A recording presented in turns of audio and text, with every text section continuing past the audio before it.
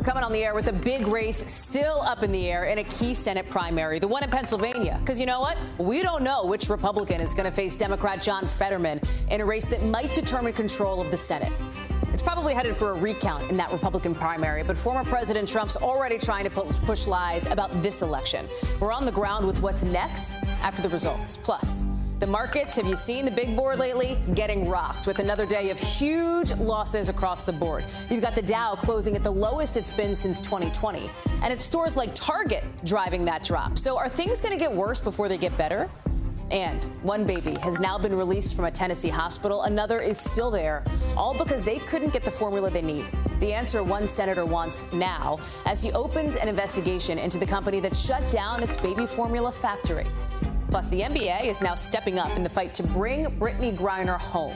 We're going to hear from the league's commissioner, who says their number one priority is getting the WNBA superstar safely out of Russia. And drama in the golf world with Phil Mickelson sitting out the tournament he won last year because of his support for this controversial league backed by Saudi Arabia. Now Tiger Woods is calling him out. We're going to explain this whole thing coming up later in the show.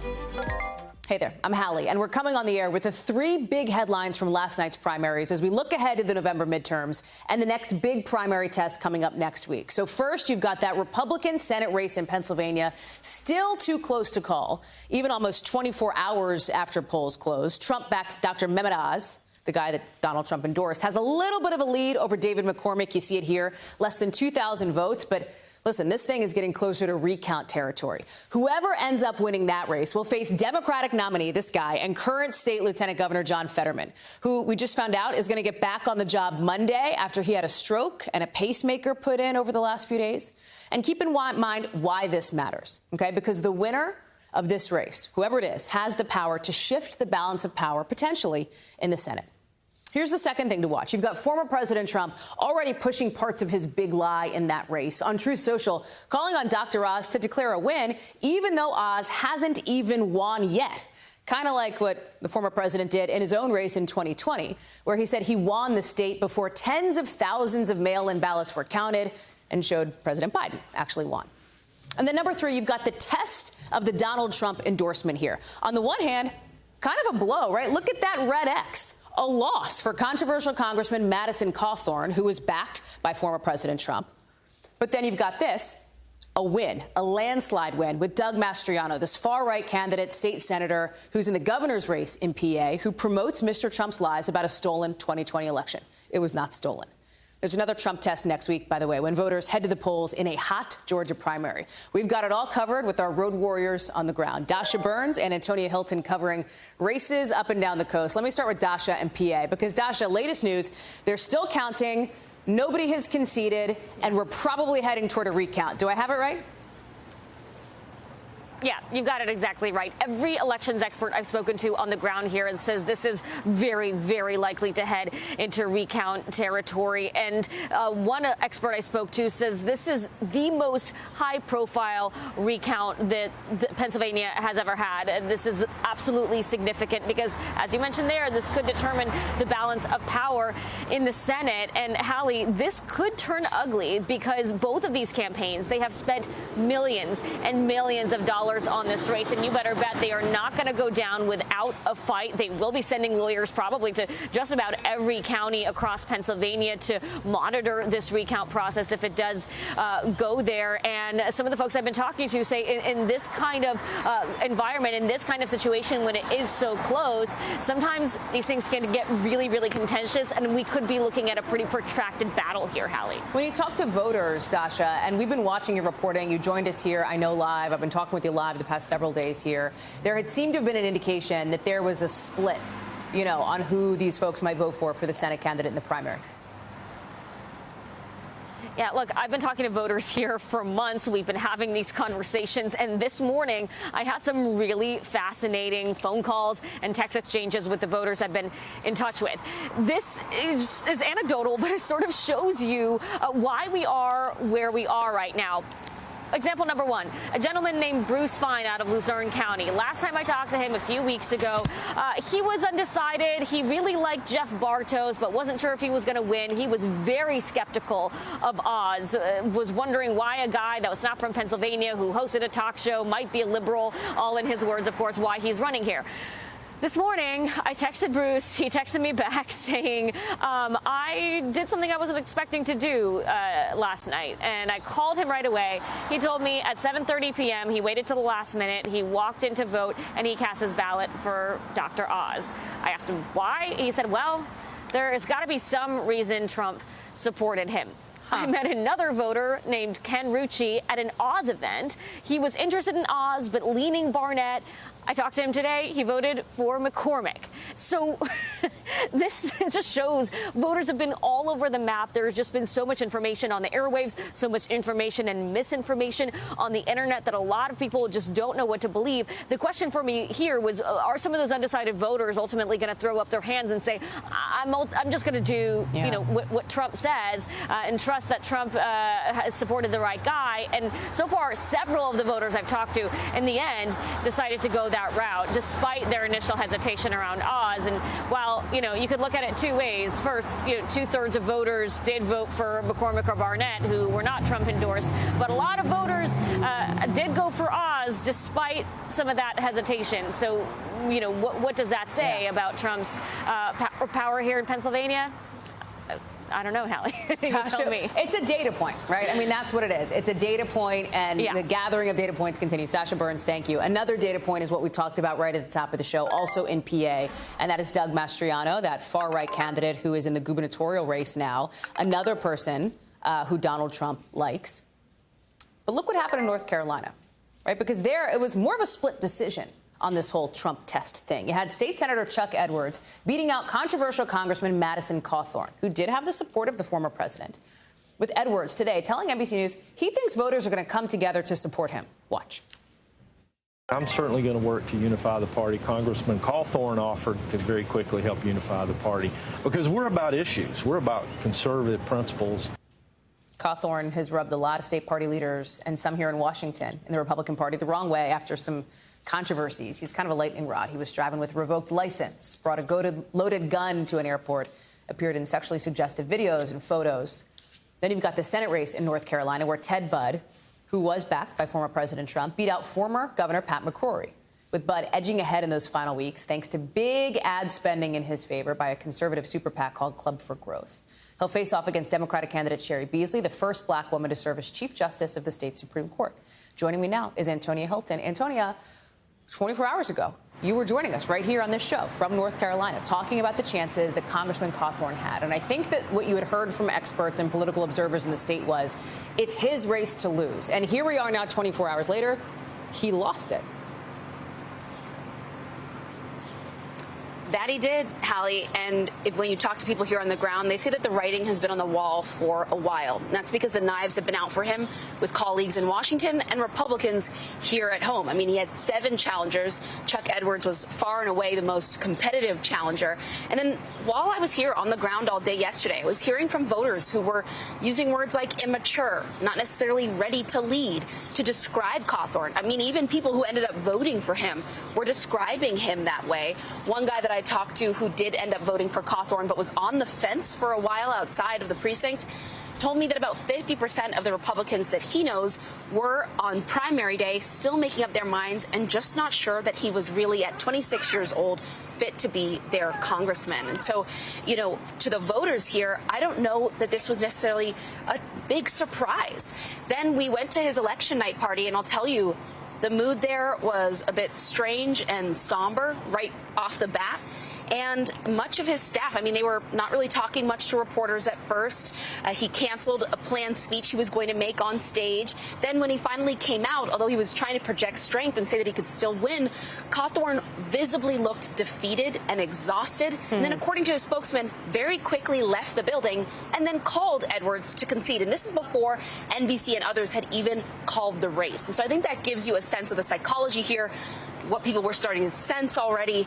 And, you know, Chuck Edwards certainly didn't seem surprised, especially, he sort of mentioned Cawthorn having, for a moment, tried to switch districts, right? Right. And Edwards saying that he'd been dedicated here to the mountains in western North Carolina. So he didn't seem as surprised by the outcome, Hallie. Before I let you go, and we saw you in that interview with Chuck Edwards today, Antonia, there's also this whole Senate fight that's happening here. Pat McCrory lost. He was on this network, actually, NBC News Now, during our special primary night coverage, essentially blaming his loss on a couple of things. Two of them. Number one, the former president saying that McCrory doesn't represent the party's values. And then the money that was poured into Bud's campaign. I think that, Antonia, you may have just lost me based on what I just heard from your microphone. Sadly, she did. We bid Antonia a fond farewell. Sometimes these things happen, especially in the field with our road warriors out there. Listen, we're going to have a whole lot more on election night, primary night coverage next week in Georgia. And guess what? We're taking this show on the road, our first road show next week. We'll see you Tuesday from Atlanta. We're going to have more on that later in the week. But we also want to get to some breaking news right now on this show over on Wall Street, with the Dow taking its biggest loss today since 2020. Final numbers. Look, the Dow down 1,100 some points. The S&P down more than 4%. Also, its worst drop since 2020. And the NASDAQ down just about 5% today. It's deeper into a bear market now. That's when we see a 20% drop in stock prices from a record high. Okay, you're looking at these numbers. You're like, fine, Hallie, tell me why. Here's why. Big retailers, Target, Walmart, etc. Their earnings that they just reported are lower than they expected them to be because of concerns over runaway inflation. Right, they're paying more on things like gas, things like labor. Let me bring in Jeff Cox from CNBC, who's with us. It feels like several times, even just this past couple months here, we've come on the air and said the Dow is having its worst day in years, right? I mean, this is not a great situation if you're somebody who likes to see the markets going up. The Dow's down 800 points, I think, multiple times over the last month. People want to know when it's going to end, like, right, when the turnaround is going to happen. I know you can't tell me specifically when, but what are the experts saying who are watching the markets and watching some of these reports? Well, Hallie, I wish I had better news to bring today. I wish I could tell you that we're nearing that point of capitulation where the market, everybody throws in the towel and valuation gets good and we can jump back in again. But a lot of the technical indicators that market people look at, those tripwires are not being activated yet. There's still that sense that this is kind of an orderly sell-off, that people haven't panicked, that sort of thing that you look for. That's just kind of throw in the towel mentality where the market just goes nuts. Hard to imagine with this big of a loss today that's not the case, but the feeling that I'm getting out there is we're just not there yet. Jeff Cox, thank you so much. Appreciate your time for us this afternoon. We got some breaking news out of New York, too. The state's governor, Kathy Hochul, she's laying out a bunch of things she's trying to do now as it relates to gun reform after that racist attack, the shooting of 10 black people at a supermarket in her hometown of Buffalo.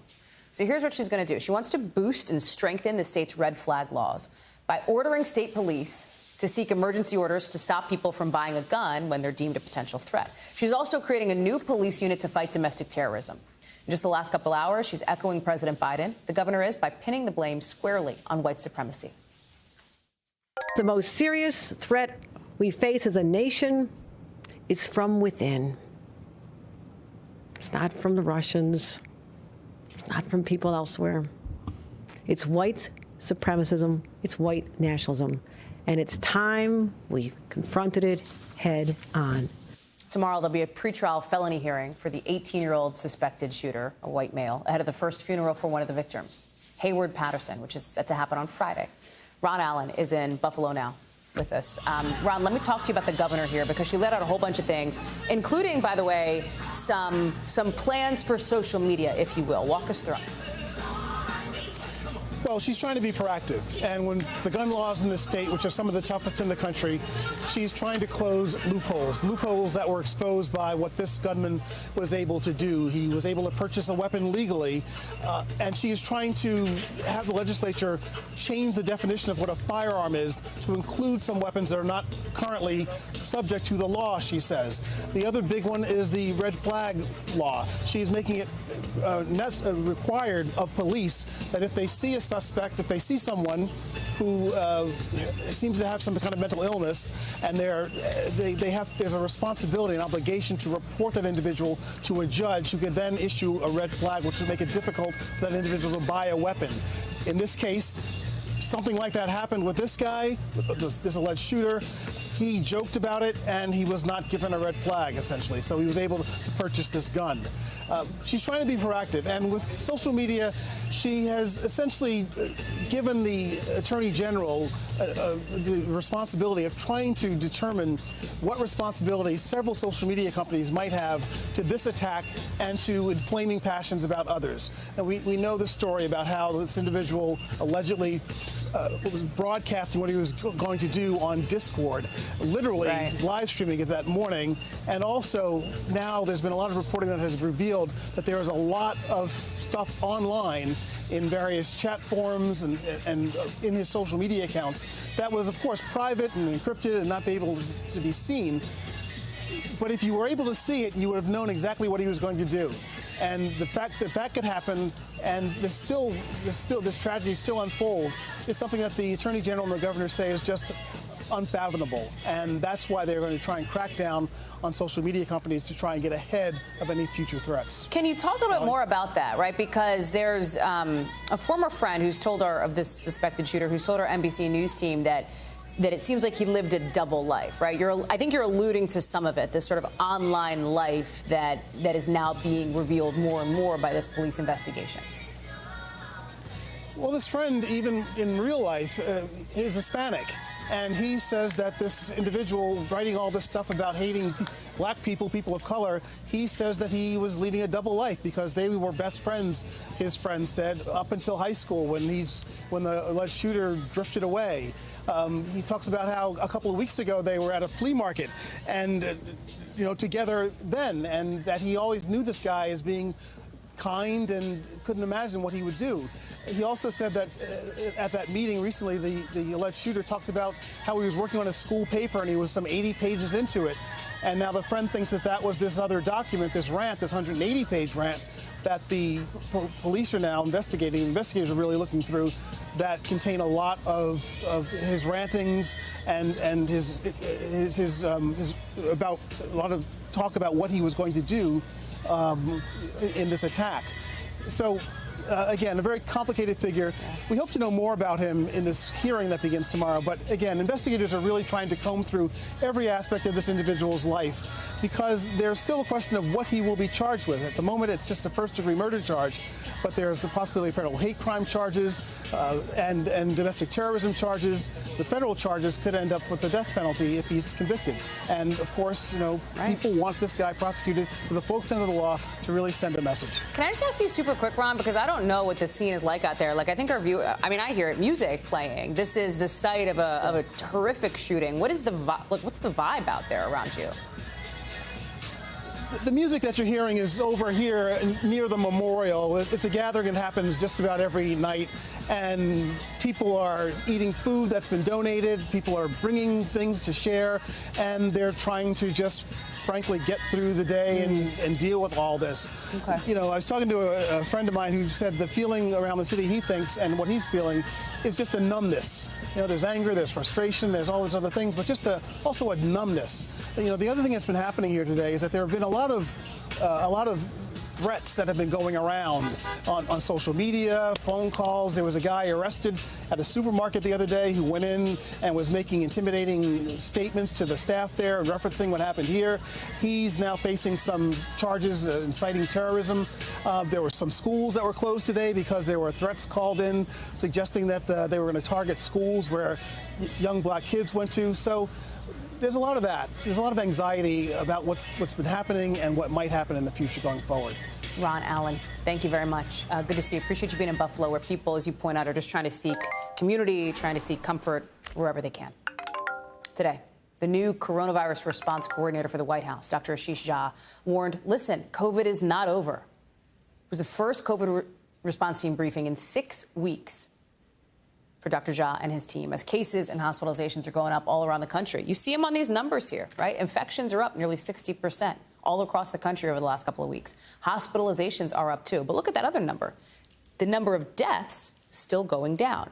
It's coming at a time when the administration's request for billions of dollars in new emergency money seems to be kind of stalled on Capitol Hill. Here's Dr. Jha talking about that. If we don't get more resources from Congress, what we will find in the fall and winter is we will find a period of time where Americans can look around and see their friends in other countries in Europe and Canada with access to these treatments that Americans will not have. Shannon Pettypiece is joining me now with this. Shannon, if the White House doesn't get this money from Congress, what else can it do?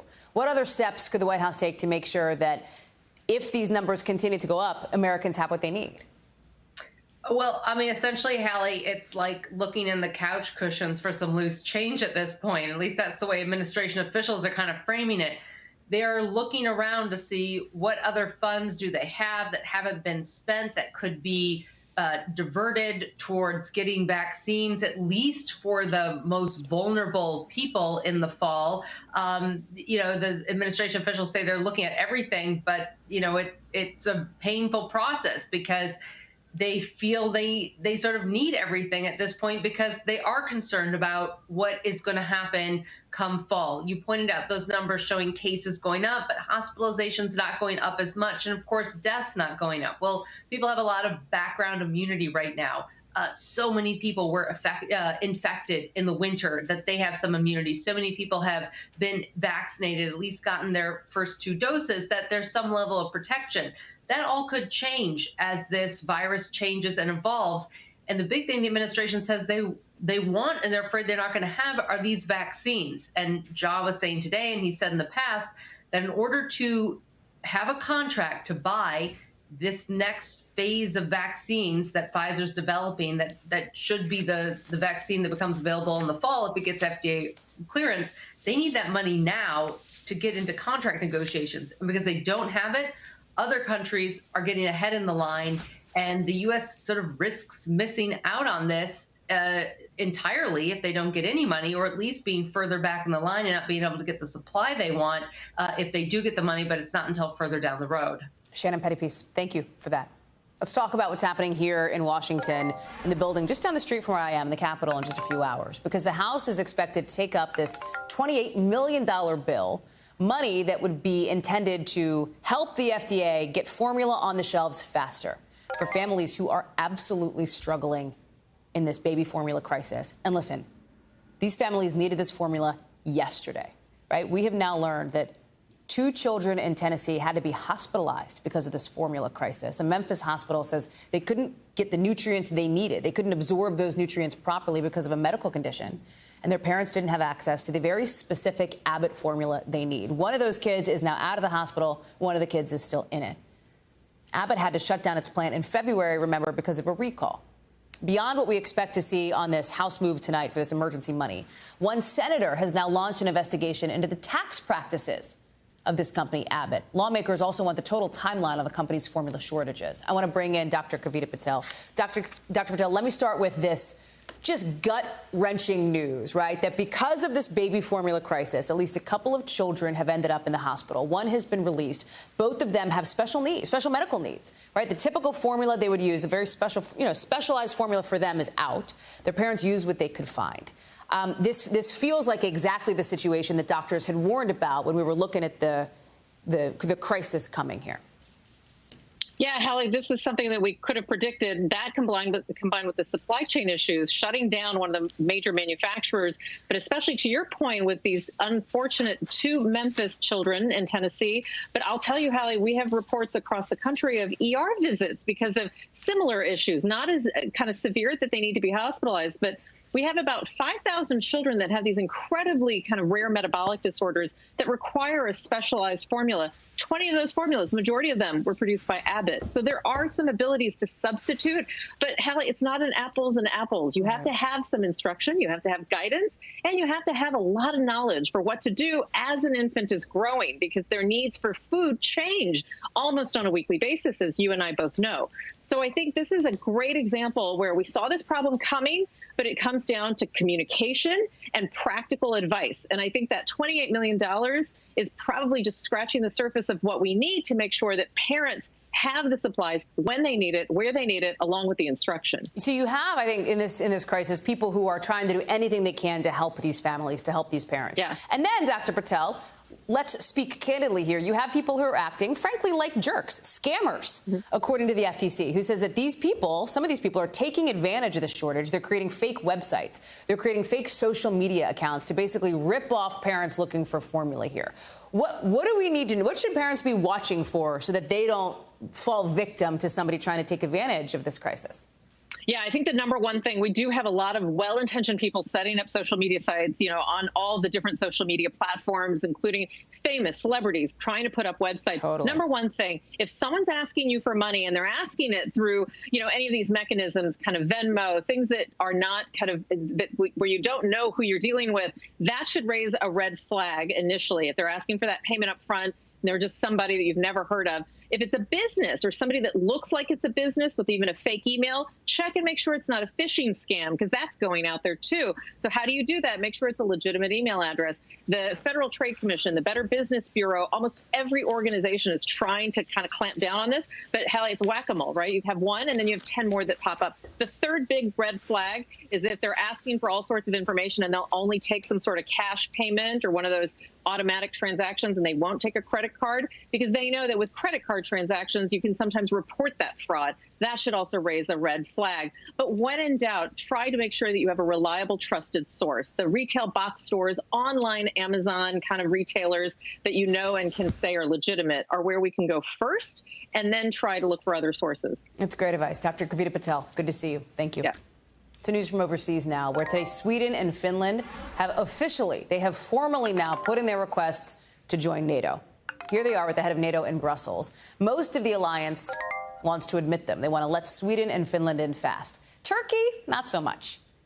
They say they have some demands they want the other countries to consider.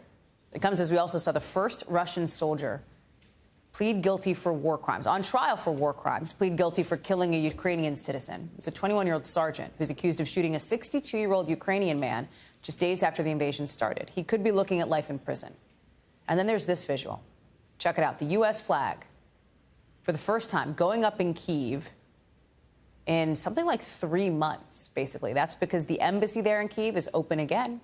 Diplomatic operations picking back up at a place that closed down right when this war started. Cal Perry joins us now. So, Cal, let me sort of take this in a couple of different buckets. Sweden and Finland. You had the president saying today, actually just this afternoon, that he seemed optimistic. He says, I think it's going to go okay, that Turkey's objections will be overcome, that NATO will get to a place to admit Sweden and Finland. Is that the general consensus from your perspective? Yeah, look, I think, and we've heard from NATO leadership other than just the United States saying that there's a context here that Turkey probably understands this is their moment to raise this issue. Keep in mind, Sweden has a number of Kurdish refugees that live in Sweden, so that is a point of contention for the Turks who view the PKK, and that's what this is about. I'm not going to get too granular with this, but Turkey views the PKK as a terrorist organization, as does the United States, as does Great Britain. And so there is an internal issue here that Turkey is bringing up, and they're bringing up NATO's support for the PKK, specifically Sweden's. All of that said, it seems like countries agree that they will be able to flush this out, that Turkey may be able to hold this up temporarily, but that there's just so much leverage amongst the other nations that eventually Turkey is going to concede and is not going to veto this. We will see, because they do have the ability to veto. They say they will. Again, people believe it's bluster. We'll find out, Hallie. The war crimes trial, let me take that bucket here, because this is really the first of its kind so far. Obviously, this Russian soldier pleaded guilty, but should there be a bigger takeaway from this? Yeah, it feels like a watershed moment, maybe another chapter in this conflict. We are going to see show trials. I'm not saying this is a show trial. A 62-year-old man was murdered, allegedly by this soldier who was under orders, and we will hear another Russian soldier tomorrow testifying, even though he's pled guilty, to lay out the evidence, which hopefully will give some people closure here. On the other side, though, Russia is going to take those soldiers that surrendered at the Avastal plant, and they will likely put them on trial, and they will likely broadcast the trial. So what you're going to see here are split screens of various trials from either side of this conflict, with both sides, including the Russian side, trying to justify this invasion by saying, for example, and they've already started saying so, a number of the folks who surrendered in that Avastal plant, Ukrainian soldiers, are Nazis. There is, of course, no evidence to suggest that. This has been part of the Russian propaganda to sort of explain away this war domestically, and you can expect to hear more of that, especially on Russian television. Hallie. Cal Perry, good to see you. Thank you very much for that. One of the former Minneapolis police officers convicted of federal charges in the killing of George Floyd, pleading guilty today to a state charge of second-degree manslaughter. We're talking about Thomas Lane. He was the guy who held Floyd's legs as former Officer Derek Chauvin knelt on Floyd's neck. He's scheduled to be sentenced in September. The plea deal recommends he be given 3 years. The legal team for the Floyd family releasing a statement saying today's guilty plea by former officer Thomas Lane brings the Floyd family another step towards closure for the horrific and historic murder of George Floyd. The two other former officers who were convicted along with Lane on federal charges will stand trial on June 13th on state charges of second-degree unintentional murder and second-degree manslaughter. Coming up here on the show, a new report says something is killing more people than drugs, alcohol, even war. And you know what that something is? Pollution. We got more details on that coming up in the 5 things. And on that huge victory after U.S. soccer gets an equal pay agreement with the women's and men's teams. We got that after the break.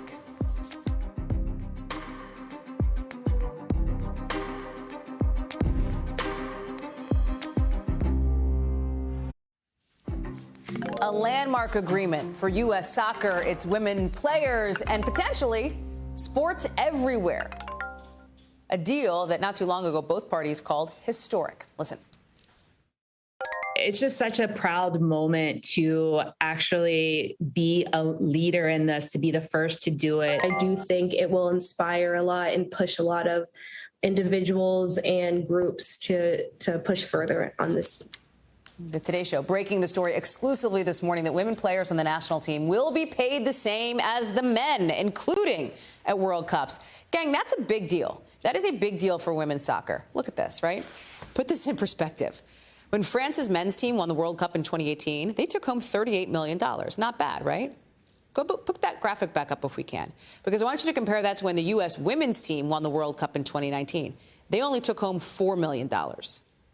This deal is the result of this long, long fight between the U.S. women's national, there's that graphic, between the U.S. women's national soccer team and the Federation.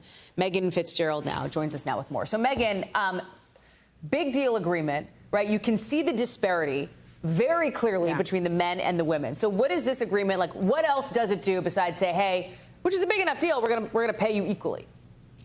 Yeah, well, exactly. And to break down, to give you an idea of what paid equally looks like, for every win that each team gets, each player gets $18,000. And then that number goes up to $24,000 for each win in a major tournament game. But then you're also talking about equal benefits as well. So things like childcare, as well as paid paternity and maternity leave, health care, vision, 401k for retirement.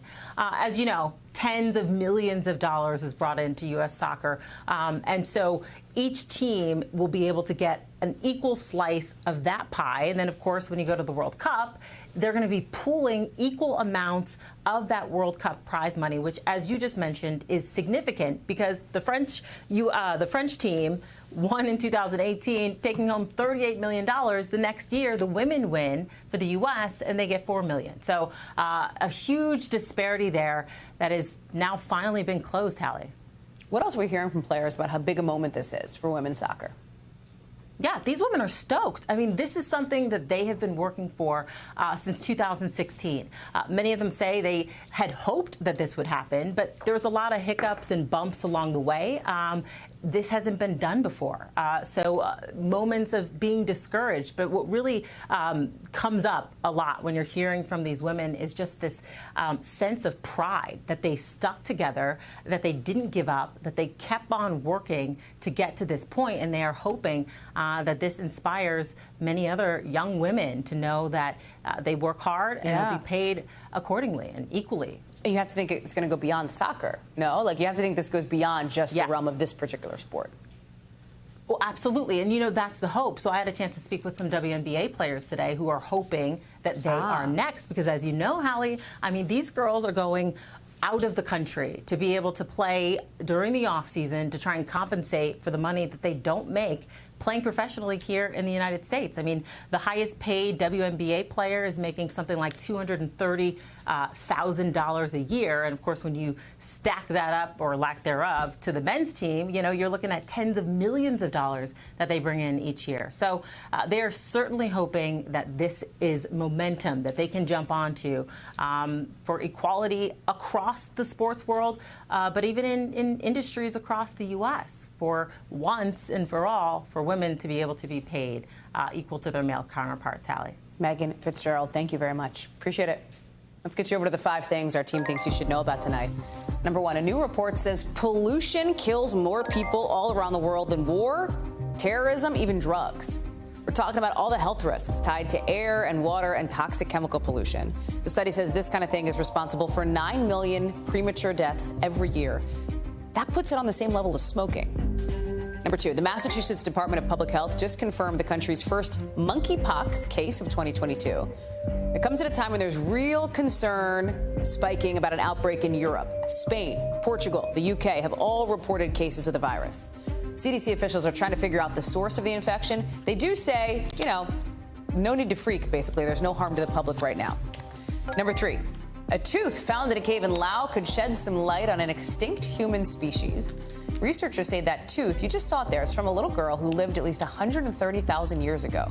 They say this is a huge deal because this could help us better understand the evolution of humans. There's the tooth. Number 4. Things aren't looking too good for one of NASA's aircrafts on Mars. The InSight lander is losing power because of all the dust, basically, on its solar panels. It'll probably stop working in July. This is going to be NASA's second Mars lander lost because of dust. Number 5, Apple's announcing some new accessibility features for its products, one of them being live captions. This is a big deal for people with disabilities and will let them better navigate content and conversations. This is software that's going to roll out later on this year. Still to come. Speaking of tech, Senate Democrats are pressing tech firms to hand over anything they might have on cell phone data tied to abortion clinic visits. We're going to tell you why they say this is so important if Roe versus Wade is overturned. It's when we come back.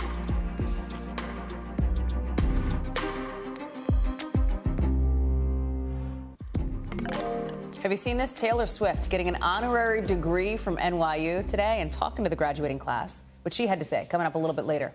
But just into us as we were coming on the air, actually as we were already on the air, some new information from the Attorney General Merrick Garland. He was meeting with Supreme Court officials today to talk about the kind of security needs the justices have. The Attorney General said that violence directed at people who serve the public is, in his words, unacceptable and dangerous to our democracy. That meeting comes after this internal memo from the Department of Homeland Security, obtained by NBC News, warns about more threats from those who support abortion rights and those who are anti-abortion after the leak of the Supreme Court's draft opinion on Roe versus Wade, suggesting a majority of justices are prepared to overturn that landmark ruling protecting abortion access in this country. Since that leak, this DHS memo says there have been at least 25 violent threats on social media that ended up being referred to law enforcement to investigate. It comes as some Senate Democrats are asking tech firms to basically hand over information about the collection or the sale of any cell phone data related to visits to abortion clinics. Senators in this letter to companies wrote that the sale of this kind of thing would pose serious dangers for women seeking access to abortion services. They want a response from the companies by the end of the month. Hallie Vitale joins us now. So, Hallie, what are the companies doing about these concerns? And explain more about them, right? Because I think it's Senator Warren who's in part leading the charge on this. It seems to be a way that politicians and lawmakers are trying to do something in a piecemeal way on the Democratic side to try to protect access to abortion where they can, even if the Supreme Court does overturn Roe.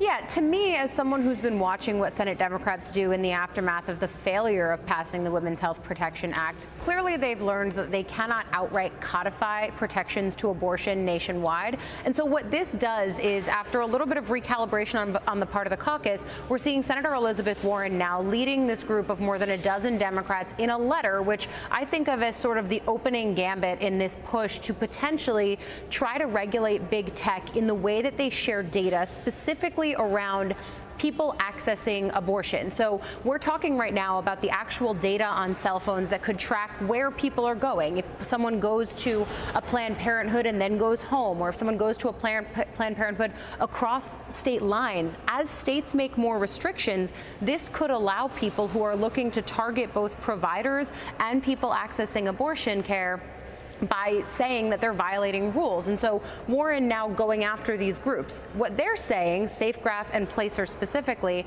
they're saying that they've gotten rid of this data capability, saying that you're not able to now search on Planned Parenthood. And for SafeGraph, they're saying that in light of these potential federal changes, they are now removing patterns data for locations that are classified as family planning centers. So you can't actually see any of that anymore. At least that's what they say. The tech piece of this is interesting. The Democrats are really trying to zero in on the tech piece of this, too, in this fight over reproductive rights.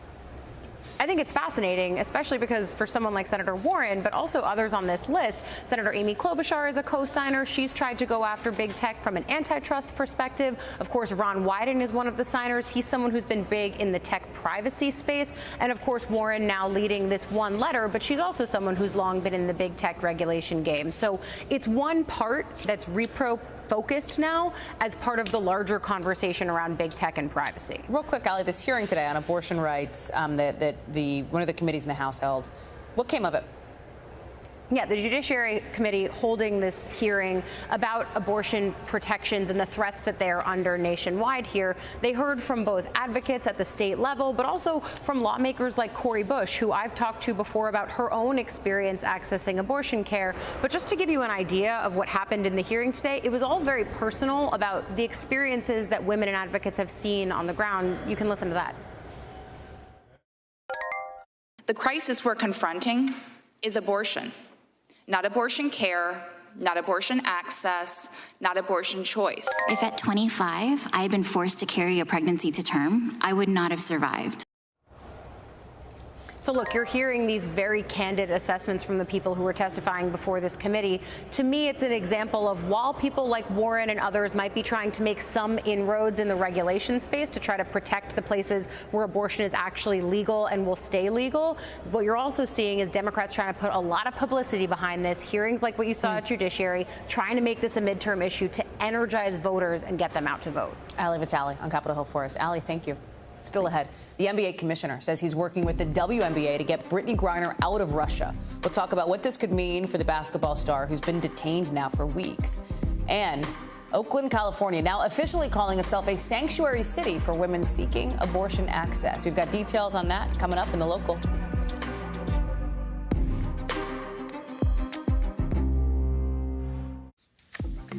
The PGA Championship tees off tomorrow, and its defending champ isn't going to be there. I'll tell you why not in just a little bit. But first, NBC News covers hundreds of stories every day. And because you couldn't possibly read or watch or listen to them all, our bureau teams have done it for you. This is what they tell us is going down in their regions in a segment we call The Local.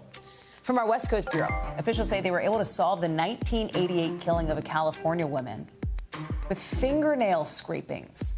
The evidence matched the DNA to Terry Leroy Bramble in the sexual assault and murder of a 79-year-old woman. While the police say this new tech helped crack the case, they still don't have a motive. Also from our West Coast Bureau, Oakland, California is now declaring itself a sanctuary city for people who need abortions, especially people coming from states where the procedure might be made illegal if, in fact, the Supreme Court does overturn Roe versus Wade in just a matter of weeks, potentially. The leaders there voted unanimously to pass a resolution to protect abortion access. And from our Northeast Bureau, Taylor Swift, Dr. Taylor Swift to you, thank you. That's because she now has an honorary doctorate of fine arts from New York University. She also delivered the commencement speech where she simply introduced herself as Taylor. How chill. Here's what she had to say to the grads. I hope you know how proud I am to share this day with you. We're doing this together, so let's just keep dancing like we're the class of 22. I mean, do you get it? She has a single. She has a song called 22. The class of 22. She jokes that's why she was asked to give the speech. She also said you should embrace the cringe. Like, embrace the cringe. Something's always going to be cringy down the road, so you might as well embrace it now. Wise words from Dr. Swift. Let's talk about somebody else now, Brittany Griner, because right now the NBA commissioner, he's talking about her too. During the NBA draft lottery, Adam Silver confirmed to ESPN that the league is working side by side with the WNBA to get Griner, a huge superstar in the WNBA, out of Russia, where she's been detained for months. Watch. We've been in touch with the White House, the State Department, hostage negotiators, at every level of government, and also through the private sector as well. So our number one priority is her health and safety and making sure that she gets out of Russia. This is coming as the State Department says the Russians have denied the 7-time WNBA All-Star a visit to the U.S. Embassy for the third time in a month. Keep in mind, she's been held in Russia since February after airport officials allegedly found vape cartridges with cannabis oil in her luggage. Kathy Park is joining me now with more on this. You know, Silver has said, Kathy, that the NBA has been holding off a little bit because government officials basically said that might be the best course of action, at least early on in Griner's detention, right? Yeah, Hallie, that's absolutely right. I mean, you heard Adam Silver right there. It is a priority for the league to ensure Brittany Griner gets out of Russia safely, but they haven't been more vocal about this issue at the suggestion of the U.S. government, so they are following the government's directive. They believe that the best path forward in getting Brittany out was not to amplify the issue while she is still being detained. Keep in mind, she's in Russian custody, Hallie. But with that said, Silver added that they are working with the WNBA's commissioner. They are in touch with the State Department, the White House, hostage negotiators, and also folks in the private sector as well. So there are a lot of moving parts happening behind the scenes, but obviously they're careful about what they're putting out there right now because of our strained relationship with Russia and, of course, what's happening in Ukraine. There is this sense, right, that people around Griner, people around the league want other people, meaning like fans, regular folks who are watching the games, to be more vocal about this now. Yeah, and Silver, in that interview, he touched upon this. He's saying that, look, amplified voices could potentially help bring her back. So he's asking the public to play a role in this by protesting peacefully, reaching out to lawmakers as well to show how passionate they are, and perhaps they can also help in her safe return.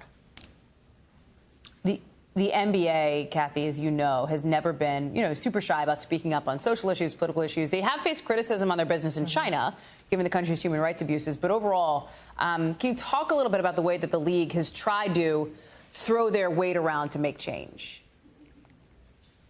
Yeah, so just kind of on the first part of your question, when it comes to China specifically, the NBA's footprint in that country is a bit complicated because its players are caught navigating their business interests in that country where basketball is really, really popular. So the criticism stems from players who have business dealings with Chinese brands, and we're talking about multi-million-dollar deals, and they have been accused of human rights abuse of some of these Chinese brands. So the NBA commissioner, Adam Silver, did tell ESPN that the league has no authority over player endorsements. So that remains a hot button issue where the NBA has been criticized for not doing enough. However, domestically, you just have to go back to 2020 when we saw the NBA taking a pretty powerful stance when it comes to social justice in the aftermath of George Floyd's killing. So we saw the NBA put out a PSA. They created a coalition and advanced police reform as well. And Hallie, you might remember when they played in the so-called bubble when they kicked off the season, they also had the words Black Lives Matter etched on the court as well. So a lot of things that they are doing domestically, but obviously getting criticism, getting a lot of heat, what's happening over in China. Kathy Park, thank you. Good to see you. After the break, golf star Phil Mickelson not going to be playing at this year's PGA Championship. Why? It has something to do with the Saudis. We'll explain next.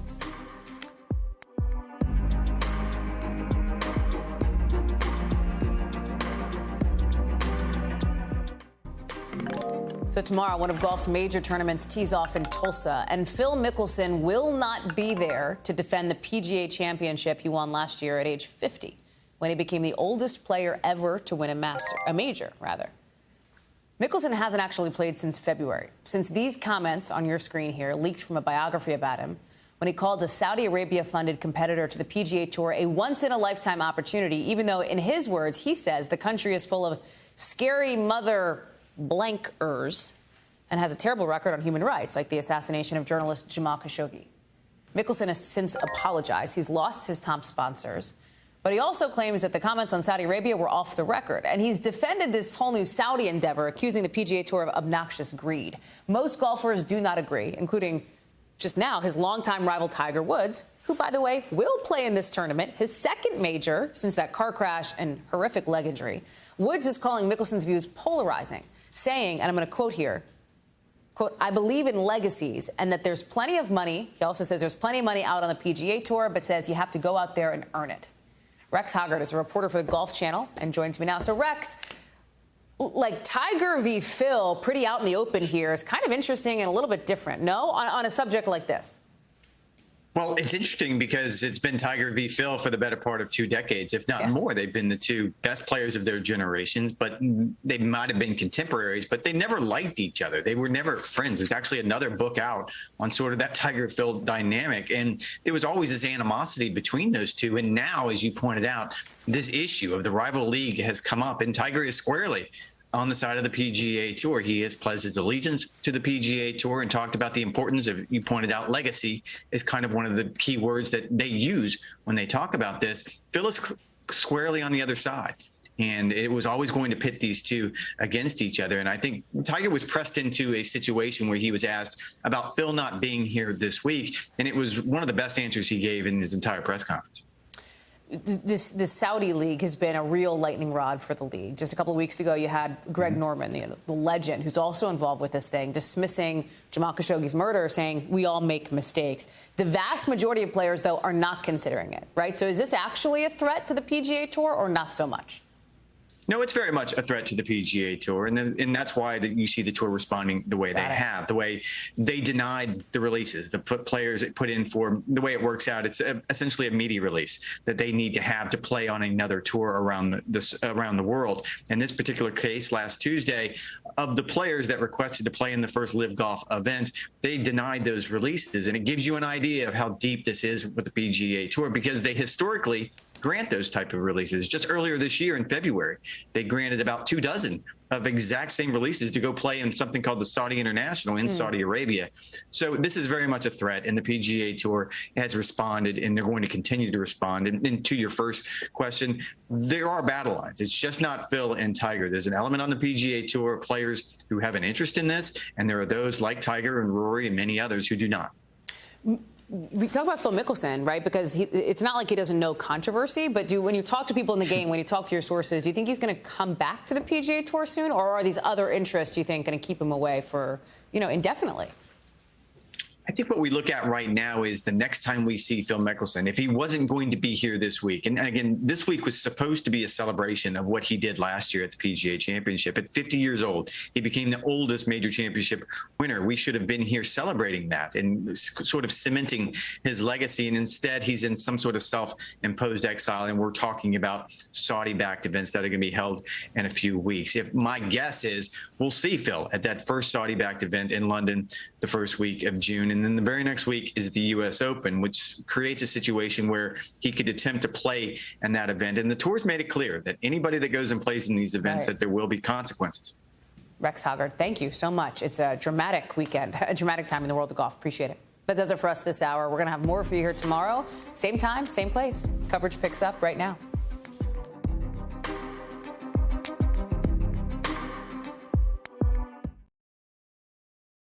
Thanks for watching our YouTube channel. Follow today's top stories and breaking news by downloading the NBC News app.